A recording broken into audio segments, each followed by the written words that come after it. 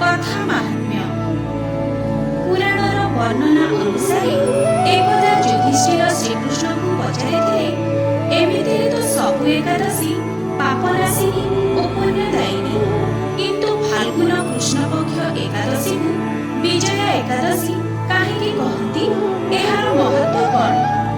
ଯୁଧିଷ୍ଠିରଙ୍କ ପ୍ରଶ୍ନର ଉତ୍ତର ଦେବାକୁ ଯାଇ ଶ୍ରୀକୃଷ୍ଣ ତାଙ୍କୁ ପୁରୁଷୋତ୍ତମ ଶ୍ରୀରାମଚନ୍ଦ୍ରଙ୍କର ଏକ କଥା ଶୁଣାଇଥିଲେ।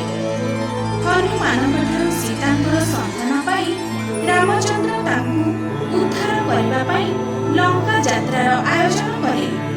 କିନ୍ତୁ ସମୁଦ୍ର କୂଳରେ ପହଞ୍ଚି କିପରି ବିଶାଳ ସମୁଦ୍ର ଲଙ୍ଘନ କରିବେ ଭାବିପାରିଲେ ନାହିଁ। ଲକ୍ଷ୍ମଣଙ୍କ ପରାମର୍ଶରେ ନିକଟବର୍ତ୍ତୀ କୁମାରୀ ଦ୍ୱୀପର ଘଞ୍ଚ ଅରଣ୍ୟ ମଧ୍ୟରେ ତପସ୍ୟା କରୁଥିବା ବକଦାନଭ୍ୟ ମୁନିଙ୍କ ପାଖରେ ସେ ପହଞ୍ଚିଥିଲେ। ଶ୍ରୀରାମଚନ୍ଦ୍ର ସ୍ୱୟଂ ପରବ୍ରହ୍ମ ଏହା ଜାଣି ମଧ୍ୟ ମୁନି ମାନବ ରୂପୀ ରାମଚନ୍ଦ୍ରଙ୍କୁ ଫାଲ୍ଗୁନ କୃଷ୍ଣପକ୍ଷ ଏକାଦଶୀ ବ୍ରତ ପାଳନ କରିବାକୁ ଉପଦେଶ ଦେଲେ। ସେ କହିଲେ, ନିଷ୍ଠାର ସହିତ ଏହି ବ୍ରତ ପାଳନ କଲେ ଆପଣ ଅକ୍ଲେଶରେ ସମୁଦ୍ର ଲଙ୍ଘନ କରିବାକୁ ସମର୍ଥ ହେବେ ଏବଂ ରାବଣ ଉପରେ ବିଜୟ ପ୍ରାପ୍ତ ହୋଇ ସୀତାଙ୍କୁ ଉଦ୍ଧାର କରିବେ। ମୁନିଙ୍କ କଥା ମାନି ରାମଚନ୍ଦ୍ର ଏହି ବ୍ରତ ପାଳନ କଲେ ଏବଂ ସମୁଦ୍ରରେ ବନ୍ଧ ବାନ୍ଧିବା ସହିତ ରାବଣ ଉପରେ ବିଜୟ ଲାଭ କଲେ। ତେଣୁ ଏହାର ନାମ ବିଜୟ ଏକାଦଶୀ।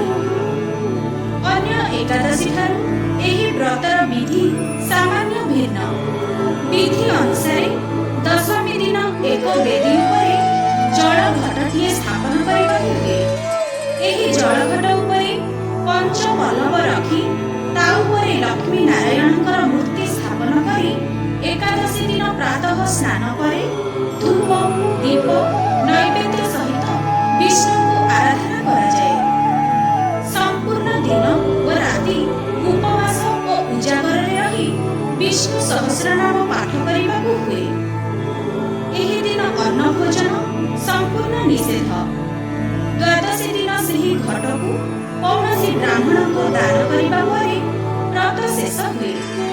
ଏହିପରି ବ୍ରତ ପାଳନ କଲେ ମନୁଷ୍ୟ ତାର ସମସ୍ତ ଶତ୍ରୁ ଅର୍ଥାତ୍ ଶରୀରର ମଧ୍ୟସ୍ଥ ଷଡ଼ରିପୁ ଏବଂ ବାହ୍ୟ ଅନିଷ୍ଟକାରୀ ଶତ୍ରୁ ଉଭୟଙ୍କ ଉପରେ ବିଜୟ ପ୍ରାପ୍ତ ହୋଇଥାଏ। ଓଡ଼ିଶାରେ ଏହି ଦିନଟିକୁ ଏକ ଭିନ୍ନ ମାହାତ୍ମ୍ୟ ପ୍ରଦାନ କରାଯାଇଛି।